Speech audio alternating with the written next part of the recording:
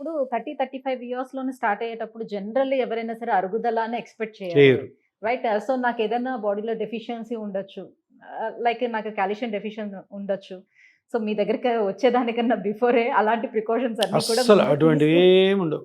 ఈ యంగ్ ఏజ్‌లో వచ్చిన మోకాళ్ళు అరిగిపోయిన, మోకాలు నొప్పి ఎందుకు వస్తుంది? కారణం ఏంటి? అంటే ఆ నీ జాయింట్‌లో ఏమేమి పార్ట్స్ ఉంటాయి? ఏమేమి దెబ్బతిన్నాయి? ఏమేమి అరిగినాయి? ఇది ఇంపార్టెంట్. సో, దాన్ని స్కాన్ చేసి కనుక్కోవాలి.